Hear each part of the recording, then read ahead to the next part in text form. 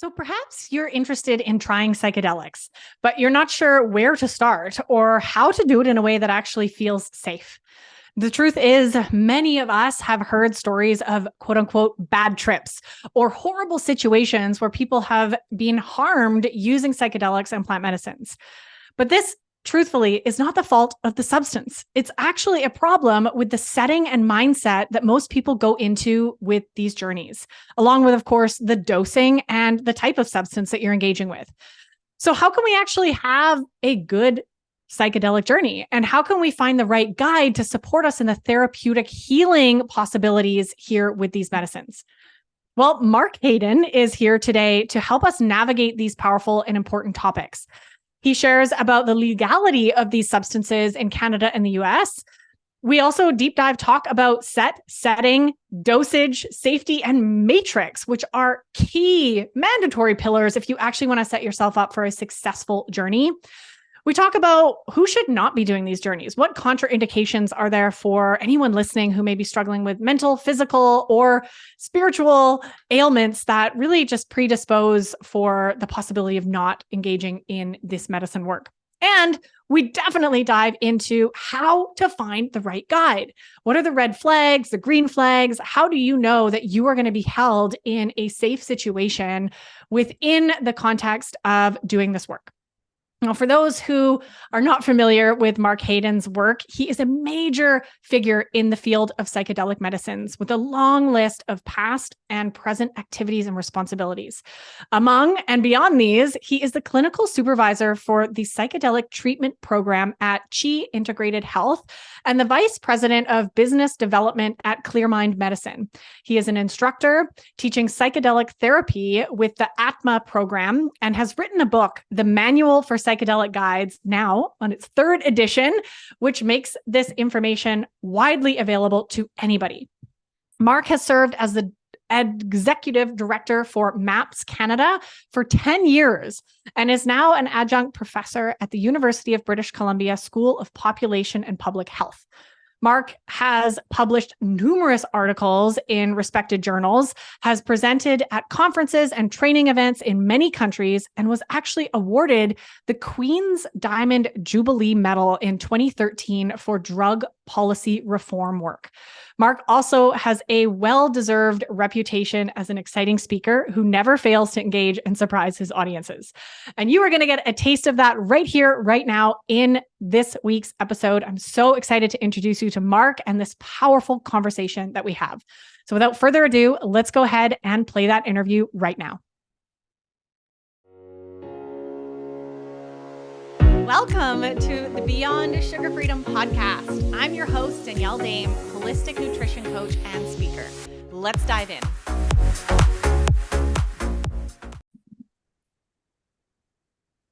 Okay, I'm back. Great.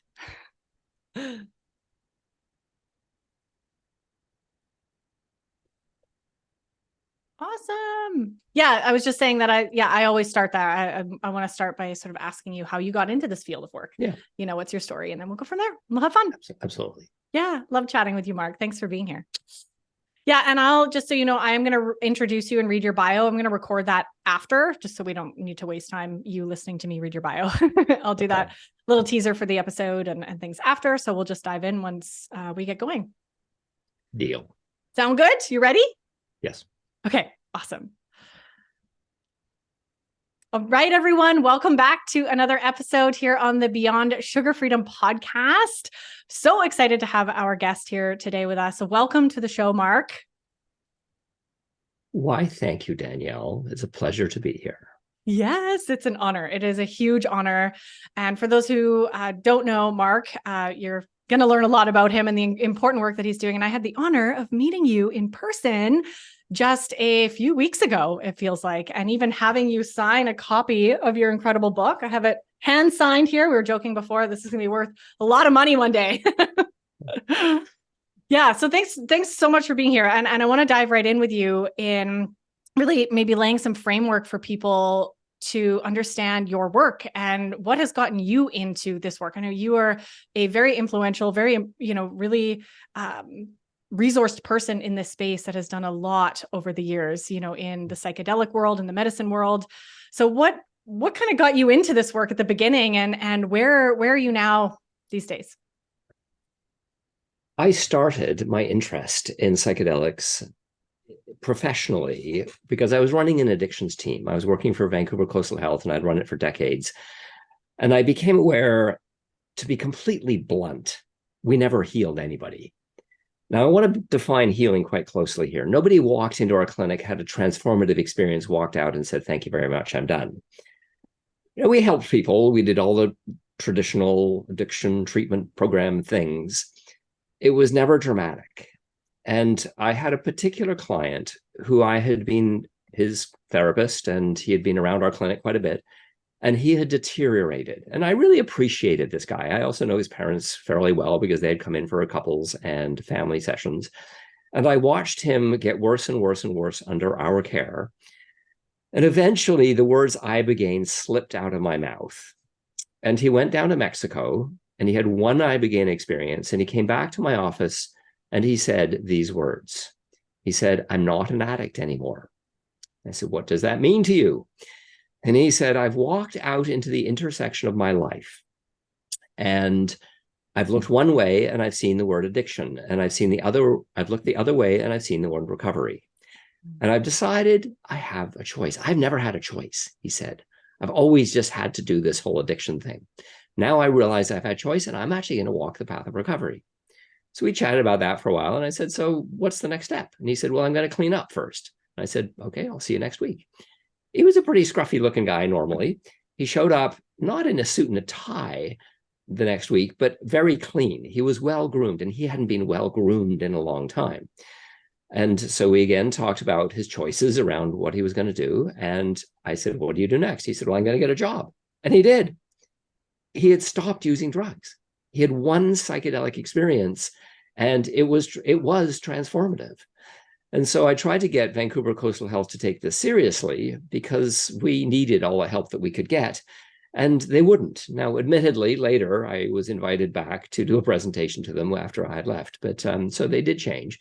But at that point in time, they weren't interested in what they told me. It was too political. And I said, "We're not a political organization. We're a health organization. We should be guided by the evidence. And the evidence is becoming increasingly compelling and increasingly clear."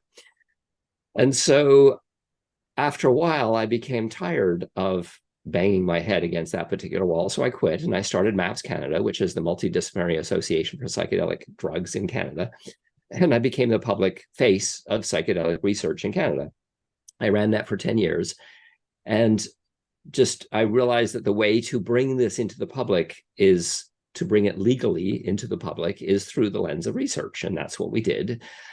And eventually I moved off from that, and I now run a clinic I run a program at a clinic. It's called CHI, which is spelled QI, who would have known, Integrated Health, and it's the psychedelic treatment program within that context. It's a beautiful facility. I had got to know the owner a little bit, and when I walked in and he showed me what he had to offer in terms of space, I was bowled over. It's beautiful. It feels like you're walking into a forest.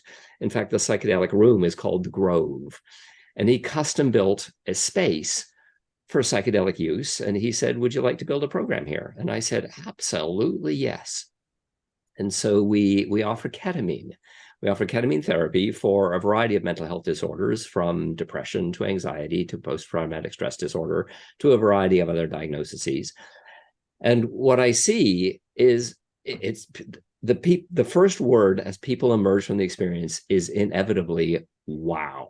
Mm-hmm. And then we bring people back together, having had a medicine experience, and we talk about it. And what they say is I can see it in a way, the issue that I have, in a way that I've never seen before. And I have an analogy that kind of describes, I think, the psychedelic experience quite well when it's used for healing. So imagine that you're a skier and you've taken the gondola up to a ridge, and you just, for some reason that's kind of out of your control, you get pulled into this ski rut that takes you down the mountain in a very, very predictable way. And you don't particularly like that particular ski rut, so you take the gondola back up again and want to ski down a different way. But the ski rut again compels you, and you go down this rut in the same way again and again and again and again. And that's anxiety, that's depression. You don't want to do it, but it's just kind of this compelling thing in your brain. And so you decide to take a psychedelic, and then it's like going back up the gondola. And instead of being pulled by that ski rut, you kind of take a break. You go walk over to the edge of the ridge, and you look down at the mountain, and you sit down for a while, and you just kind of reflect on life for a while. And you look at the beauty of the mountains around you and look at the village beneath you, and you go, wow, this is actually a pretty cool space. And from that kind of elevated position, you get to think about what it is you're doing on the ski slope. And as you're thinking about it, it starts to snow. And as it starts to snow, that rut that used to pull you starts to fill up. And so you go back down towards the slope that you would like to ski down, and now you ski down it in a different way. You go, that was pretty cool. And you go back up the gondola to the ridge, and the ski rut is even more full and pulls you less. And you go down the mountain in a different way. And that happens repetitively till eventually the ski rut is almost full. It never disappears. You can always see that old rut that you're in, but it doesn't pull you anymore. And you have choices around how you ski down the mountain. That's basically a way of describing neuroplasticity. And that's essentially what psychedelics offer. They offer a choice first, and then new ways down the mountain that you get to choose. And what we who work in the psychedelic space describe that as being the integration process. So we offer people psychedelic experience, and then we really work on what the new ways down the mountain are.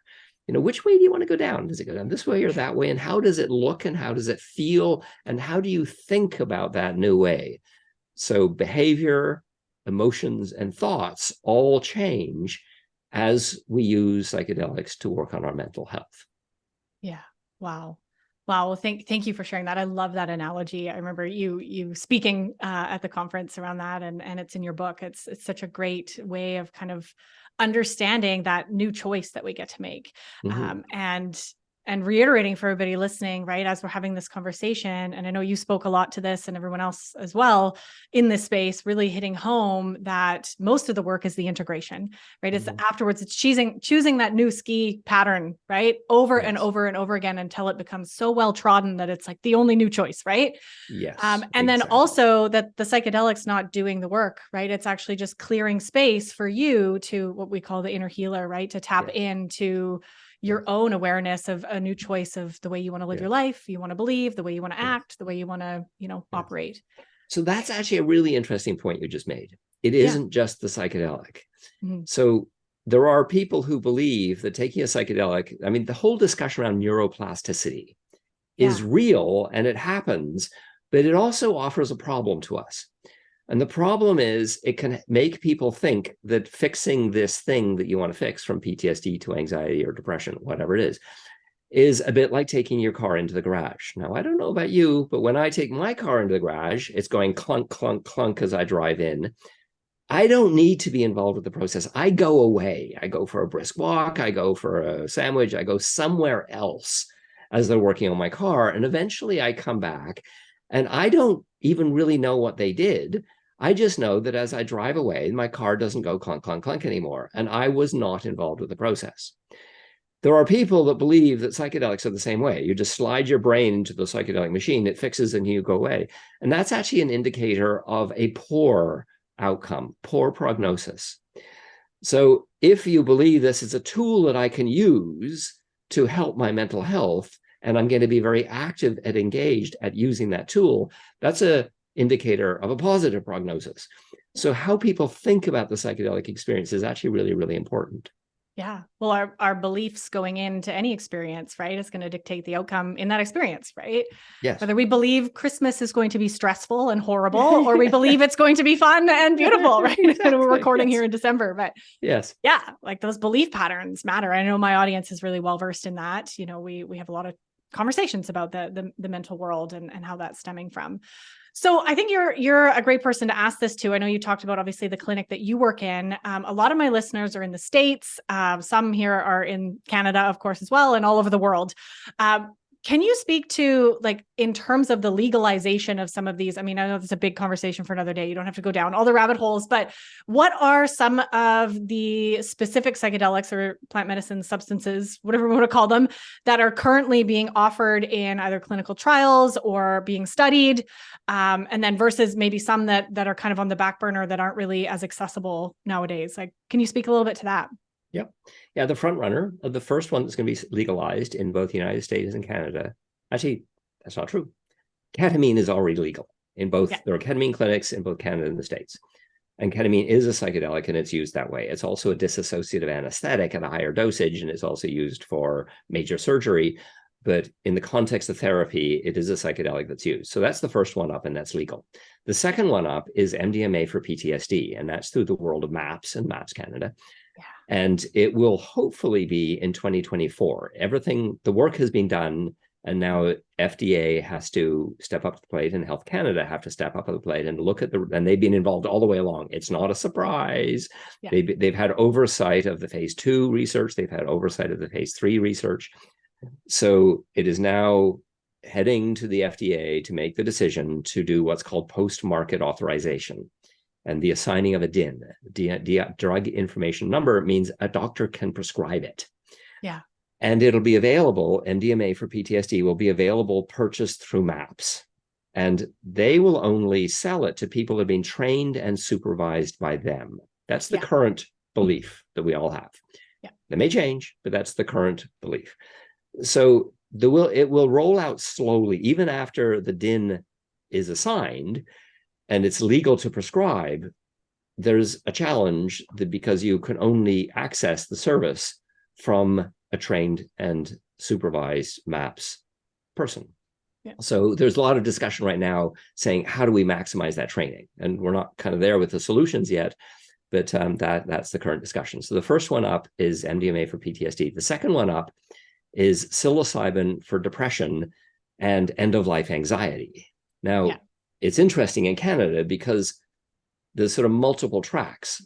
The track of research and phase 1, 2, and 3 clinical trials that turn a molecule into a medicine is still alive and well.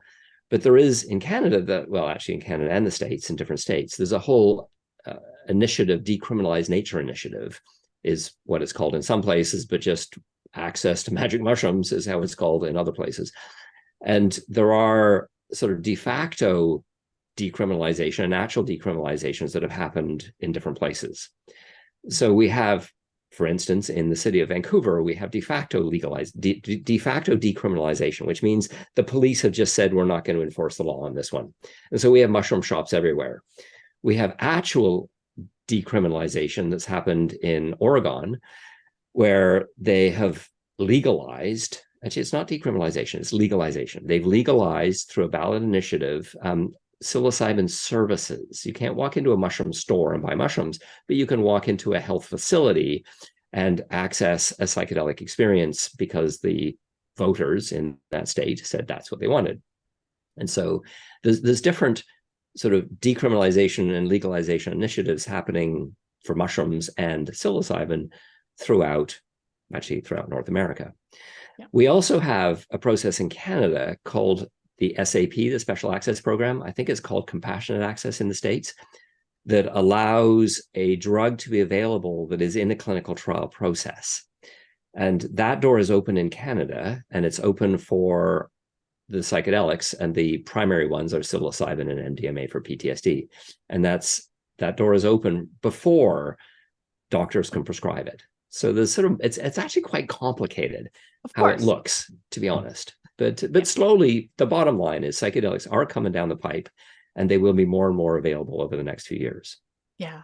Yeah. Thank you for sharing a little bit about that. I know that it's very complicated, and it's changing. It feels like it's changing every month, and what we need. And obviously I know that you're working in the, like, sort of what we call like the above ground, right? The legal space. And I'm starting to dip my toes into some of the more underground. That's the only experience that I've had. So there's going to be lots of options and lots of Lots of pieces for all of us to navigate, right? And really feel into what feels most safe ultimately for us. So let's actually go there. That I think this is a perfect segue because a lot of my listeners are maybe new to this idea and topic of using psychedelics to heal.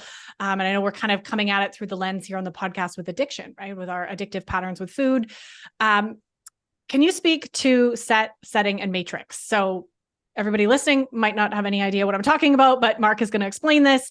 And the piece here that people might be missing, I know so many, even myself included, when I started learning about this work, would be afraid or feared off by quote unquote bad trips, right? Or like you said, bad outcomes, right? Bad trips or bad experiences, or, oh, I heard about this person who died, and all these things, which I know kind of come into setting and matrix. So can you explain those? And any tips and tools you might have for people to kind of set themselves up in the safest environment? Absolutely, yes. So this is a sort of a core concept that has been around the psychedelic community for a long time, and researchers have been very vigilant to paying attention to these. So I always get asked, what about bad trips? So bad trips happen when you do not pay skillful attention to setting, and I would add dosage and matrix. The four factors are actually crucial. So yeah, if you go online and you start poking around for trip reports, you will read lots of examples of people having really bad experiences on psychedelics, and they often share what they did. And so being at a party and somebody hands you a bag of shrooms and says, try a handful of these, dude, and you wolf them back, and then somebody says, hey, it's time to go get a pizza, let's jump in the car and go driving, and then they head to a restaurant and sit down, and then the mushrooms come on and you have no idea what dosage you took, that's going to be a bad trip. That's going to be actually a fairly horrible experience for you. So all researchers and all legal clinics are very, very attentive to the kind of things that are required to produce a healing experience, not an unpleasant one. Yeah. So when it's skillfully managed, people tend to have positive experiences, and positive being defined as this was part of the healing process. Yeah. It's sometimes difficult. Absolutely, it's sometimes difficult. Yes, I mean, especially it's always when you're difficult. It's always difficult. It's not always, no. but certainly dealing with trauma. When people come to heal from post-traumatic stress disorder, the goal is to go to that place of trauma and to go through it and to resolve it. And so, yes, it's a turbulent emotional process. It's supposed to be that way. And if it's done skillfully, at the end of the experience, people do say, wow. Yeah. And that is the intention. And it is sometimes difficult. It's not always difficult, but it is sometimes. But that's exactly what it's all about. So let's go through your actual checklist there, which is setting, dosage, medicine, and matrix.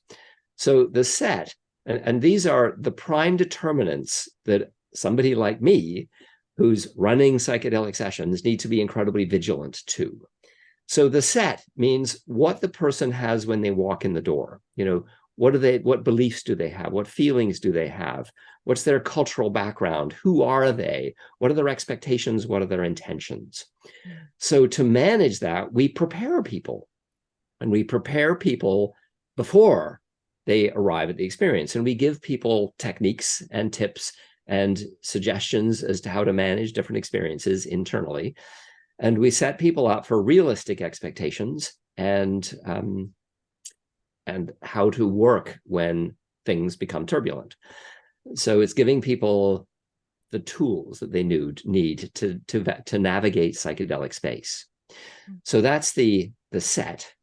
Now, the setting is the environment that it happens in, and driving a car going to get a pizza is the worst possible setting you could imagine. Being unsafe with friends, when you feel, one of the things that happens in psychedelic space is their egos become disoriented, and that's fine. I mean, that's actually part of the process. And if your ego is becoming disoriented and you're not with an environment that is absolutely viscerally feels safe to you, you'll have a problem because you don't have control anymore. So the setting has to be with trained therapists. In our case, we have half nurses, half therapists, which is actually a pretty cool thing to do. And I could talk about why nurses and therapists are the ideal environment to have in a room that is carefully constructed to be used for psychedelic experiences. And that's exactly what we have at Chi. One of the reasons I work there is the owner said, I'll custom build a room for you. And I said, thank you. Here's my needs. This is what we need. And he did it. And it's beautiful. You walk in and you feel enveloped. It's the theme is a forest. It's the grove. So you walk in and you're enveloped by this soft, gentle forest experience. And the staff are carefully selected to be skilled at creating connections and to be trusted. So people feel trusted, they feel safe, they feel able to lie down and have an experience. Now, the third experience, so the first is set, the second is setting. The third is dosage-medicine and how much of what. And there's all kinds of psychedelics out there. I mean, there's LSD and psilocybin and mescaline and dimethyltryptamine and 5-MeO, 5-methoxy-dimethyltryptamine, and there's a whole list. And they're all different, and they all offer strengths and weaknesses. The medicine that we're working with now is completely legal, and we have it prescribed through a physician, is ketamine. Now, it's curious because I wasn't enamored with ketamine when I first started. But the more I work with it, the more I like it. Mm. And the reason why I like it is if you think about the initial experience of something like psilocybin or LSD or mescaline or DMT, the initial experience during liftoff is anxiety, inevitably. And so once people are there, the anxiety recedes and the healing process takes over. But there is a period where you really have to manage people and you have to manage them closely. With ketamine, that anxiety experience isn't there. The first experience of ketamine isn't, it's, So it's a sense of relaxation immediately, which is really helpful when you're working with this kind of space, is that initial anxiety doesn't require skillful management because it's not there. Mm-hmm. So ketamine is also short acting. Most of the other psychedelics are long acting. And so it's a short, intense experience that actually all the research says is really, really helpful. I organize, because I have an academic thing that I do on the side, I organize the research, and I put together recently 3 literature review papers. One was a literature review of depression, one was a literature review of treatment-resistant depression, and one was PTSD. So these are academics that look at all the research in the field and make statements. They conclude based on everything they read. And all of those three literature reviews said the same thing. It's a systematic literature review is the technical term. And all of them said the same thing, is ketamine is a remarkable medicine in the treatment of a variety of mental health disorders. So the academics who look at these things give ketamine a very strong thumbs up. Yeah. So that's the medicine and the dosage. Now, the dosage is kind of interesting with ketamine because it's being used for a long time as a dissociative anesthetic. And so if you're going to get knee surgery, there's a chance that they will use ketamine to do that. And they'll often use it in the 500 to 600 milligram range for an average weighted person. And your average amount of ketamine that you give for therapy is about sort of a quarter or a fifth or a sixth of that. It was about 100 milligrams. So it's actually a very small dosage compared to an anesthetic dose. And so historically, what we know is that anesthetic dosages are safe. And yet we're using in therapy a very small fraction of what we know is a safe dose. So ketamine is incredibly safe. And it's relatively short acting. So the dosage that we use is a psychedelic dose. It's a therapeutic dose, but it's not in any way remotely an unsafe dose. Yeah. And so that was setting, and dosage in medicine. And the final factor is matrix. And this was introduced by a woman, Betty Eisinger is her name, I think. And she wrote a paper. You can Google it. It's called Setting, and Matrix. And what she said is, the environment that people go home to is crucial. Mm-hmm. And that really hadn't been in the literature, because if we take somebody and give them a profound experience, maybe often the most profound experience of their lives, and then send them back to a non-supportive, at least, or perhaps abusive environment, or at least an environment that doesn't understand what they've been through, it's not helpful, because often people are, quite frankly, opened up widely. They've just had the most intense experience of their life, and they go back and they want to talk. They want to discuss it with people. They want to share what they've just been through. And if somebody either doesn't understand, wants to shut them down, or worst case scenario, mocks them for the experience, this will undo the good work that's been done. So setting, safety, and matrix are the 4 criteria that researchers and clinicians like myself need to be really, really vigilant to help set people up for the most positive possible outcome. Yeah. Yeah. Thank you so much for sharing those. Yeah. There's so many powerful pieces there that I've experienced in my own journey. And I know, just talking with friends and even talking with clients, so many people under that idea, like, well, can I just, take a bunch of mushrooms and go camping or go in the woods or by myself, or like, and you can do those things. Right. And I think that's, really an area that people have a lot of misconception around the healing possibilities, right? And some people have had those experiences, have, taken acid or, or mushrooms or all these things at a festival or alone in the woods or even alone at home, right? There's also something in, in that experience of when we're having a big experience. And, one of the areas that I'm extra fascinated in is the emotional processing that we can do, right? And the trauma processing that we can do.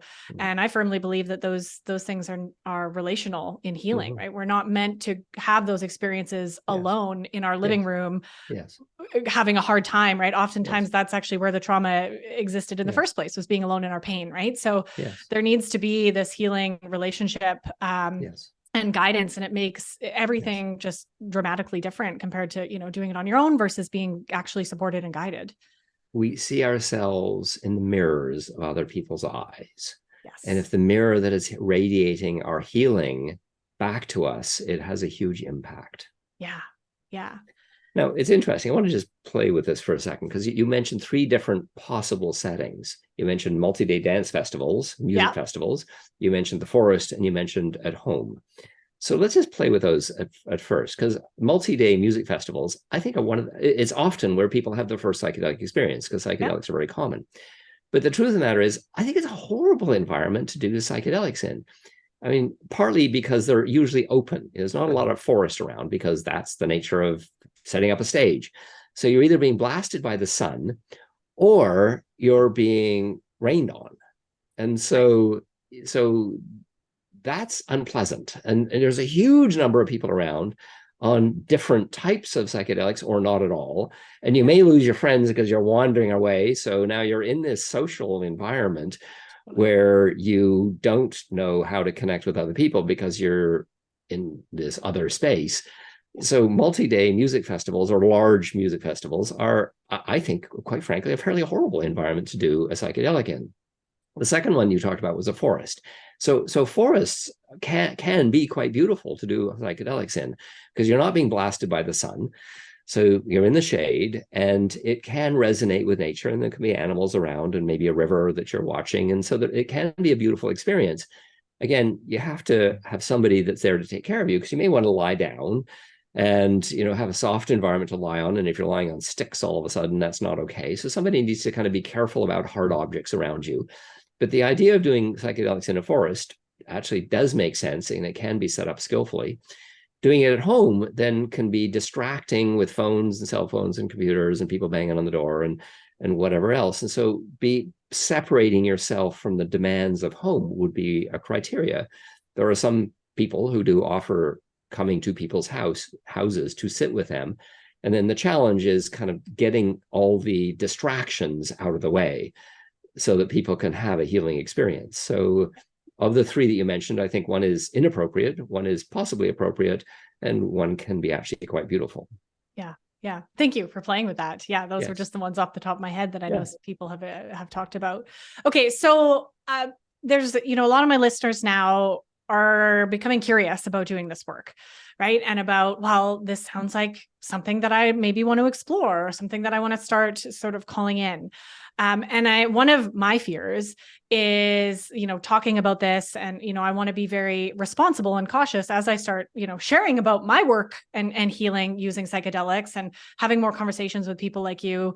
I don't necessarily want everybody out there to think that everybody should do psychedelics and that it's safe for everybody. So I'm curious if you could share, if you have any insights on perhaps some red flags or things that people listening can look at for themselves to know whether or not this is maybe a right next step for them. So in other words, maybe who should not be engaging with psychedelics? Like, are there certain mental health disorders or physical, things that people need to take in mind that maybe this might not be a path for them? Yeah, in my book, I have a large section of red flags and green flags, and it's exhaustive. There's many issues, so I'll just touch base with a few of them. So uncontrolled hypertension is a challenge. So blood pressure issues, because often psychedelics can raise blood pressure. And so uncontrolled hypertension can be a cardiovascular risk. So controlled hypertension is okay, but uncontrolled can be a problem. That's one issue. There are some diagnoses that I think psychedelics generally aren't helpful for. So mania. So depression is fine, but people who are bipolar, so they both go down and up, psychedelics can be triggering for a manic experience. So people who experience mania, I would be just very cautious. It's not completely an exclusion criteria, but it's certainly something you want to be very, very careful with, that psychedelics might actually exacerbate that. People with psychotic type disorders. Now, curiously enough, I've been working for a couple of years actually writing this paper on this topic. It was actually published 2 days ago, which is kind of exciting for me.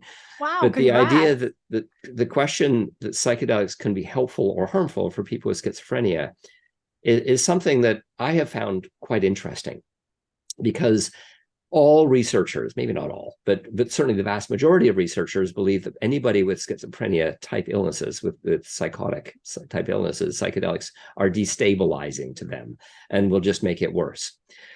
And so I found it kind of curious, because I met a man who approached me who had schizophrenia. He heard voices coming out of the walls around him, and they were usually very horrible voices. They would condemn him and yell at him and tell him how stupid he was, and they were violently rude to him.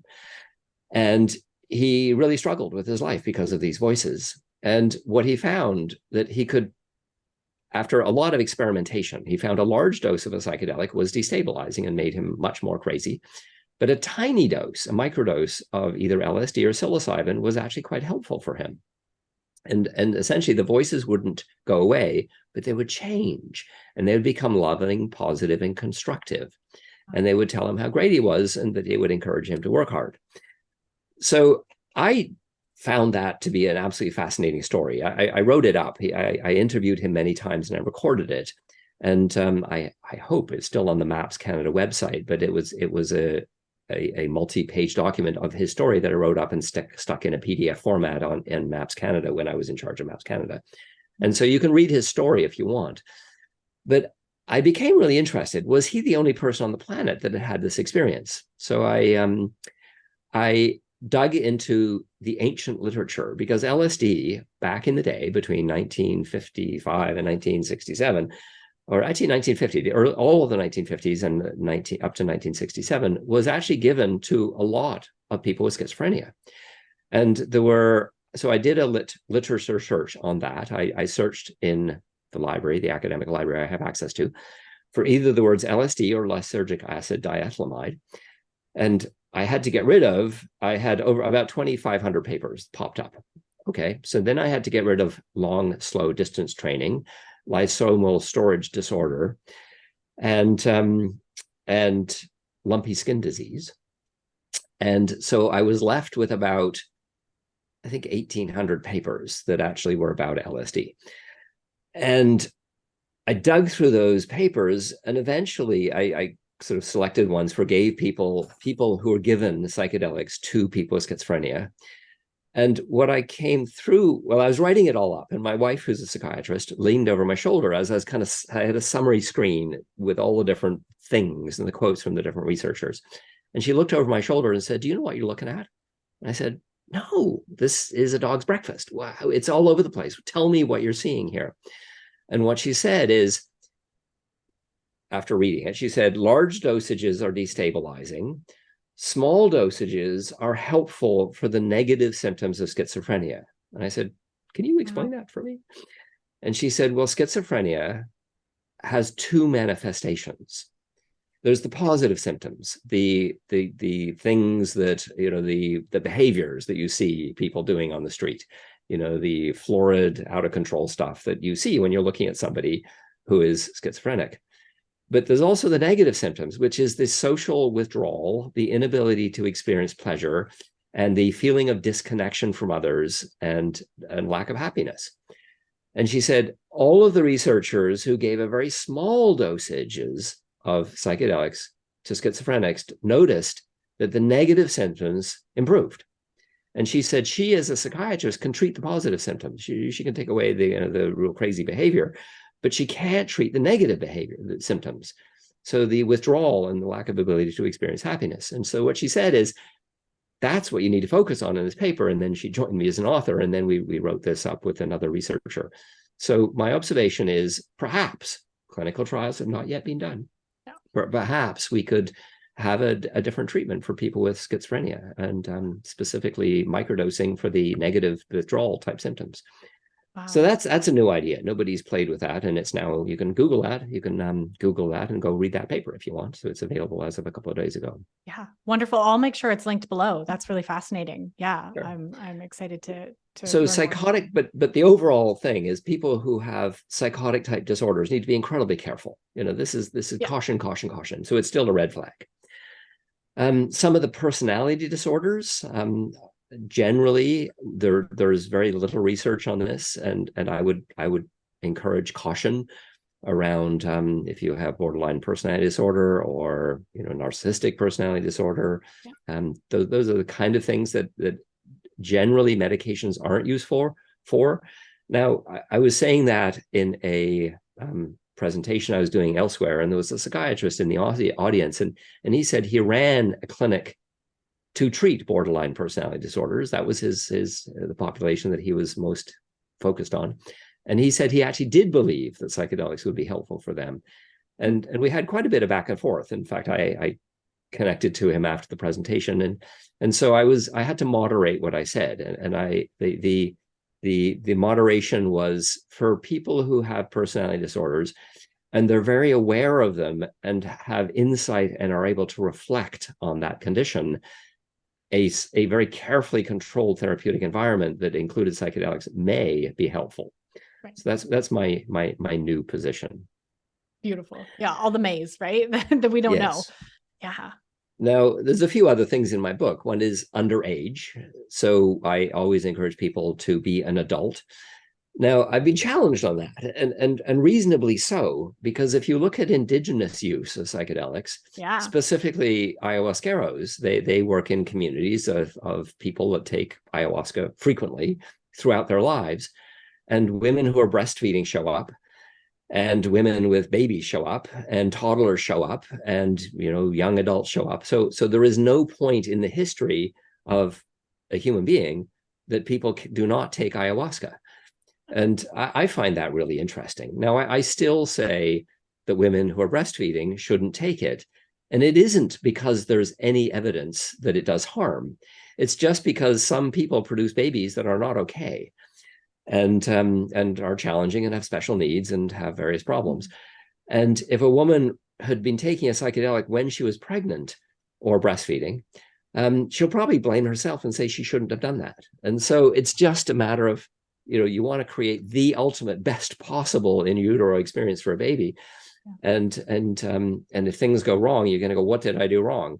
And you'll blame yourself, and it'll be a source of guilt and pain. So just don't do it. Don't do it if you're pregnant, and don't do it if you're breastfeeding. And it's not about the evidence. It's about avoiding guilt and suffering. Yeah. Yeah. Thank you for sharing that. That yes. Definitely makes sense, right? Is it worth the risk, right? I mean, that's the question. Exactly. Right? Yeah, I'm really fascinated about that with the actual like plant medicines versus, some of these newer psychedelics, right? Thinking about the ceremonial use. I Yes, know it's the same with Cambo. Kids are yes, doing it in the tribes, right? I know also yes, peyote, yes, like all of these sort of indigenous yeah, cultures, the whole family, everybody's there. It's a community event, yes, right? You're not just yeah, doing this yeah. alone. Yeah. And honestly, I think it's beautiful when communities get together and do psychedelics together in family contexts. The bonding potential, across generational bonding potential, is absolutely huge. I think it's Yeah. wonderful that they do Yeah. that. Yeah. And in North America, don't do it if you're pregnant. Yeah. Yeah. Or underage, or if you don't know Or who you underage. are. I mean, these are Yeah. just some baseline safety recommendations, right? Yeah, for Yes. sure. Yeah.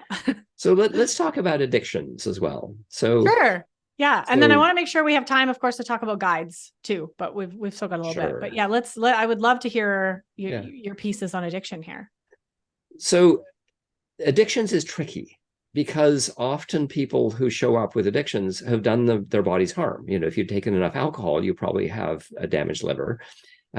If you've taken enough intravenous drugs, you probably are cardiovascularly compromised and may have chalk all around your lungs for various reasons. So just the health risks that people that have taken a lot of drugs or a lot of alcohol have done to their bodies, we need to be really thoughtful about how that interacts. So what we know with damaged livers, that they will slow the metabolism of everything, including psychedelics. And so a thoughtfulness has to be given around that. And psychedelic, in the clinic that I run, to be specific, we don't have a detox wing. So if people come to us and they take a psychedelic, let's use the example of alcoholism. So if somebody comes to us and for some reason they were very active with their alcoholism, and we gave them a psychedelic, and then they decided that they're going to stop alcohol, they need to go through a detox process. Now, the only psychedelic that is in the literature for being helpful for detox is actually ibogaine for opium or opiate addictions, heroin, fentanyl, the whole classification of opiate drugs. There is literature that says that ibogaine is helpful in the detox process. But generally, my thinking, certainly in the clinic that I run, the detox process is separate. It's not connected to the psychedelic experience. And you really need to be thoughtful about how the detox works. I mean, detox from alcohol can kill you. And so it is a potentially fatal experience. Detox from barbiturates can kill you. Detox from benzodiazepine, Ativan, lorazepam, clorazepam, Valium, that whole classification of drugs, the detox from them is really, really difficult. It produces insomnia and intense emotional experiences. So really thinking about how to manage that is a different discussion from the psychedelic experience. So those are two actually very separate problems and should be seen as separate and Yeah. not together. And how you do that is different for everybody. But I would be just very cautious around managing detox experiences and taking a psychedelic, and how those two work together or don't work together is actually a very important discussion that would have to happen in the medical context. Yeah. And hopefully it will continue to happen, of course, right? So Yes. bringing this into specifically, thinking of my audience, of course, here talking about food addiction, sugar Yes. addiction. And we can Yes. also talk about non-alcoholic fatty liver disease, right? Like Yes. the buildup in our arteries and in our lungs and in our heart and in our liver from processed food addiction that we've been on probably our whole lives, overdosing on sugar, Yes. right? Being different, people don't necessarily die when they give up processed food. They actually start to feel better pretty quick, right? It's very different than alcohol. But what have you seen, have you seen in the literature any studies starting to be done more focused around food and sugar addiction? Well, yes. In fact, I was involved with an eating disorder study that was being proposed and unfortunately didn't work. So it was just funding issues and it had nothing to do with whether it worked or not. But the proposal was MDMA therapy for people with eating disorders. And there is a very strong academic interest in that. I mean, partly eating disorders are really hard to treat. And so involving a psychedelic, actually, my belief, can be incredibly promising. I mean, it has to be very carefully managed. You need to have people that understand the process. But personally, my opinion is that when all psychedelics are legalized and when all disorders have had the research completed. Is there any point when it's completed? It's never completed. No, it's always never going to be ongoing. done. It's never going to be done. But when these become normalized, certainly eating disorders will be high on the list of people who access psychedelics when they're done carefully in that context. I think they could be helpful. Yes. Yeah. Yeah. That's something that I'm very fascinated in, and starting to sort of bring this conversation in with my own beliefs and what I've learned. Yes. But there's so much that needs to be done to prove that these things can be helpful. Right. And Yeah. I'm just one person experimenting on myself, right. And sharing, what's working for me, but that might not work for everyone. Okay, so let's switch gears here to something that's really equally as important to everything that obviously we talked about, but guides. I know we've talked a little bit, briefly about, the legal route that we can take. There's also the illegal route, the underground stuff that I know that you can't really speak to, but that's sort of where I'm going. So in the realm of, what you can speak to, what are some of the important criteria for people to keep in mind when they are searching for a guide, searching for a clinic, searching for somebody, therapist, however you want to, call them, and some of those like red and green flags? Because I think this is an area where a lot of people, especially as this topic becomes and this work becomes more and more, there's going to be a lot of people appropriating out there. And we already see that happening, right? People who should not be guiding or are not taking this seriously, causing possibly more harm. And we want to avoid that. And my hope here is to empower everyone who's listening to this episode to do your homework and interview and really be diligent about who you work with. So yeah, what are some of your thoughts and tips around that as people start navigating? Yeah, as with carpenters, physicians, and every other profession, there's some people that do it that are terrible. There are some people that do it that are okay. And there are some people who do it that are fantastic. So you really want to find the fantastic ones. So you want to find somebody that you trust, you resonate with. They have really good references. They can give you lots of people who have had their experiences with them. Personally, I think going legal is probably better, because then it's all covered by insurance and you have medical oversight. And if something goes wrong, there's ways of managing it that is skillful. And in a legal setting, you can have a better scenario just because you can put work and energy and effort into building this thing in a way that if you're doing it underground, you're probably doing it in your living room, or you're coming and visiting somebody in their living room. In a legal scenario, you probably have access to, well, actually, in a legal scenario, you do have access to a legal, pure medical substance. In the underground world, you don't really know what you're getting. Yeah. And it's interesting because there's also a big discussion about mushrooms. So I'm going to acknowledge that I have a bias. And my bias is pure clinical psilocybin that comes out of a lab is way better than mushrooms, because you don't know what you're getting when you eat a mushroom. I mean, let me be precise. If you are, first of all, are you getting a cubensis mushroom or not? That's the first cut.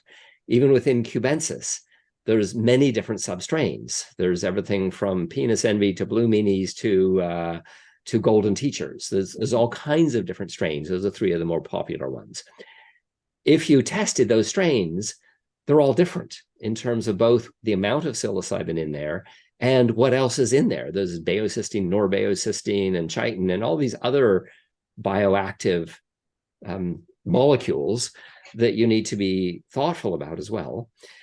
And then even within one strain, if you're talking about golden teachers and you have a bunch of golden teachers on a tray and you choose 2 mushrooms, you're going to have different amounts of psilocybin in them. Yeah. And then how it's dried also is variable, because the mushroom is producing psilocybin as it grows. And the moment you cut it off, it stops producing psilocybin. And now it's in a warm, wet environment, which is the ideal environment to degrade psilocybin. So how quickly you dry it and at what temperature also changes the amount of psilocybin in it. Right. None of those are problems with pure clinical psilocybin.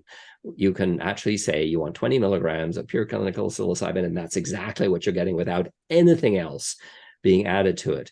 So the discussion, people say, I prefer natural. Okay, well, that's actually true for cannabis. And so that discussion has had a lot of validity historically, because the natural product, which means the THC is combined with CBD and the terpenes, the natural product is better. And we know that through research. those other products help THC do its job better. Yeah. But there's nothing in a mushroom that helps psilocybin. Baeocystin, not helpful. Norbaeocystin, not helpful. The other things, the chitin, not helpful. There's nothing that helps the psilocybin experience. So the idea of natural versus synthetic, I don't think is a good argument. It's what are you taking, and do you know the dosage, and can you manage that skillfully? And you can with psilocybin, and you can't with mushrooms. Yeah, I can see that being especially helpful for research, right? For studying, to actually be specific about what you're getting, right? And when you're getting it. And I personally think that's part of the adventure. You don't 100% know, right? Yes. But for sure, there's so many merits to being able to know exactly what you're getting without all the other bits that might not really be serving a purpose, or you're being able to actually see progress over multiple journeys with getting the exact same amount, right? Yes. That's now curious enough, people who report on LSD versus people who report on mushrooms. LSD, if you have a good source, is known. You can say, I want to know how much is in this tab, and it's 100 mics is a common street tab. So people can often more precisely titrate when they're using LSD, but mushrooms, it's really hard to titrate. It's hard to know how much you've taken. Yeah. Okay. So back to sort of some red and green flags with like finding a guide, right? Obviously, when you're one of the benefits, as well as in working in the legal space or going with a clinic, is that hopefully that clinic has actually vetted the therapists and the people working there, right? I would hope that is actually what's happening. I know that's what you do at Chi. But what are some of the other pieces that people should look out for when they're interviewing a guide or someone to support them in this work? Well, what is their experience? How do they handle challenging situations? Having that question is a poignant one, because all guides have to handle challenging situations. So how do they do that? And so, what is the environment that they provide the service in? References, give me references, lots of references. What are the credentials? I really think that there is a therapeutic component, and nurses offer something. So the idea of a nurse and a therapist working together, for me, is a perfect environment. Do you work alone or do you work with somebody? It's in my book. I actually have a list of people who should not be psychedelic guides. And I talk about 4 problems. I've been part of this psychedelic community for a long time, and I've noticed things going wrong. And so when things go wrong, the question that I ask myself is, what attribute of the guide was problematic here? And I've come up with 4 things that guides, 4 attributes of guides that are actually hugely problematic. There are some people that should not be psychedelic guides. And I talk about the 4 factors are the great therapist syndrome. And some people who are therapists believe that they walk on water. And it's actually a problem, because they don't do the main criteria for a therapeutic approach is honoring somebody else's internal healer. If they really believe they're the healer, they can actually be quite disempowering for somebody in psychedelic space. The second problem is people who are predators. And often predators don't tell you they're predators, but what they do is they enjoy the sense of having power over somebody else. And that can be a problem. The next one is an over-bonding problem. Something like MDMA is a highly bonding agent. And if somebody is not skillful at managing the whole bonding process that happens, then things go wrong. And the over-bonding problem can lead to touch problems. And quite frankly, it can lead to sex problems. And so being really, really clear with boundaries and how that works, and being able to talk about touch and talk about the boundaries around which the relationship needs to be structured to make it safe for everybody. So the over bonding problem is the third one. And the fourth one is people who have a large trauma history, and they haven't really done their own work around healing that. And then they project their trauma on you. So they can't accurately see other people's scenarios because of their own trauma tape loops that they have in their minds.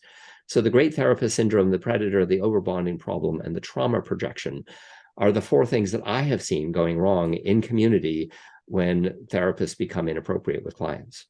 Yeah, That's really, really helpful for everybody just to have an idea of those in the back of their mind as they're having conversations, right? Or Yes. searching a guide.